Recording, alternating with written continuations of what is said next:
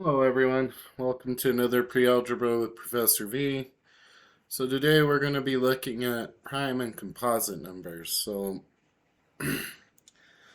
prime numbers can be a little bit tricky, okay? So our prime numbers start with 1, 2, 3, 5, 7.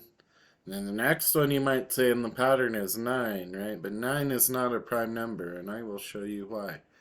Because 9 you can do 3 times 3, right? 9 is a factor of 3, right? Now, when we look at 2, well, you can only do 2 times 1, right? That's what equals 2. Not using fractional values, okay? So 3 also, right? It only has one possibility. 3 times 1, 3, right? Now this one, for 9, also does have 9 times 1. This would make it prime, but since you can also do 3 times 3, it's composite. So we also have 5 times 1, right? 5. And we only check for odds. 2 is the only even prime number. But other than that, the next one will be 11, right? There's no way we can make 11 other than 11 times 1. So that's what makes something prime, is that it has to, it can only be multiplied by 1 in itself. It's only divisible by 11 or 1, right? So 13 is also prime, right? But not 15. And 15's not prime because we can do stuff like 3 times 5, right? You have more than just 15 times 1. And I'm trying to think, is there any other way to make 15? No, right? Not at the moment. But there are some that have multiple, right? Like, no, 21 also. So, yeah, And the even numbers, right? They're like, I don't want to say super composite, but there's a lot of ways to make some of these primes, right? 4 times 5 is 20, 10 times 2 is 20. Right? They have a lot of factors other than just 20 times 1. So this is what makes something prime or composite, okay? I'm going to erase some of this and let's go ahead and start trying this.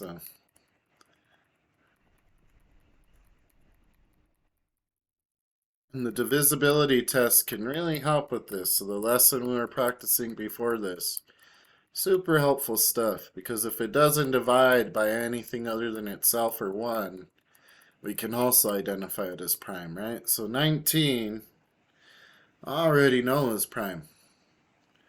19 is prime. And it's because I've been doing math for a good while, right? But let's see why, right? When I look at a multiplication chart, if you have one handy, right?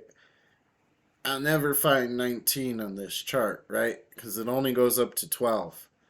Since it only goes up to 12 and none of these numbers make 19, right? I know it to be prime.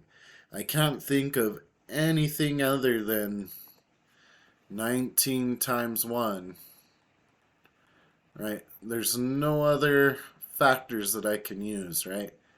So 19 has to be prime. Now we're looking at 51, so, we could also look at this as divisibility, right? So I know 51's not divisible by 2, right? It might be divisible by 3, right? So if I do 5 plus 1, I do get 6. And that's good, right? That's a good sign because that means that 51 is divisible by 3. 1, 3, 21, so 17, right? So that means 17 times 3 is 51, right? But 51 times 1 is also 51. But since two there's factors, right? It's a factor of 17 and 3, so this makes it composite. So 51 is composite. So let me go ahead and erase some of this stuff. Otherwise it just gets too not enough room.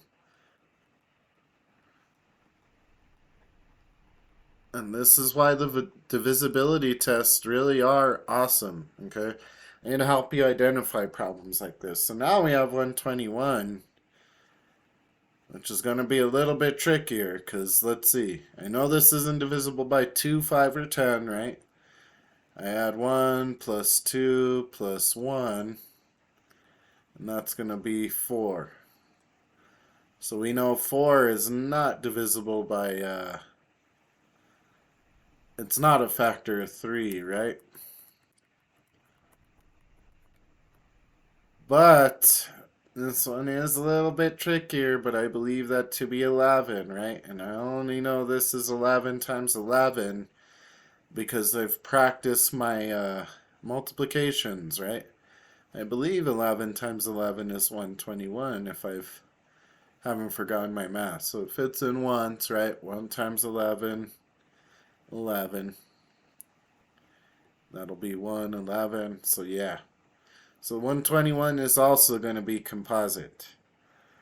And you might say, well, you never checked for divisibility test of 11. And I'm going to tell you I know. The divisibility test, it can't solve every problem, right? They're just the common numbers, like 7, right? 7's tricky. 7's prime, so unless it's 14, 21, 28, a factor of 7, right? It's kind of harder to identify them because there is no divisibility test for 7 or 11. But the fact that it was 121, right? My brain said, oh yeah, that's on that multiplication chart my teacher had me repeat thousands of times. So 121 is composite because we can do 11 times 11. Alright, and then the last one is 219. So again, I would say start with your divisibility test, right? 2, 5, and 10 are out. 2's end in 0, 2, 4, 6, 8, 0. 5's end in 5 or 0. 10's end in 0. So the only thing I want to check at this moment is possibly 3, right? So that'll be 3. Well, that's 10, 12. So 12 is a factor of 3. So I could already tell you it's composite, right? I don't even need to go further for this particular thing, but we will prove it. We will prove it, right? 12 is a factor of 3. 3, 6, 9, 12, right? So if I'm correct, this thing will divide by 3. And we don't need to find every factor for this particular problem. They just want us to see if we could find factors or not. So that'll just be 9. So 73. 3 times 73 means that it is not a prime number, right? 219 is composite.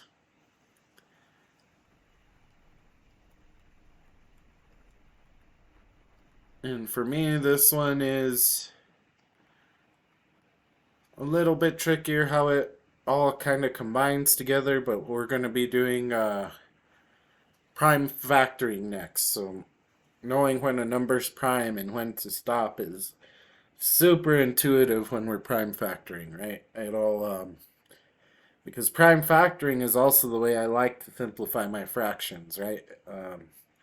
The prime numbers are just beautiful. They're beautiful numbers that'll help you out throughout your math. So hopefully this gives you another application to the divisibility test. Not sure if they ask this on state tests for students. It's a possibility you might get 1 or 2, right? But I hope this video was a little bit helpful. You know, like and subscribe. More videos coming up. If you need more explanation, comment down below, right? There's a lot more problems in the book I could access. And if there's other problems you're struggling with, quadratics, trigonometry, please let me know. Other than that, I hope you guys have a great day, and I will see you in the next video.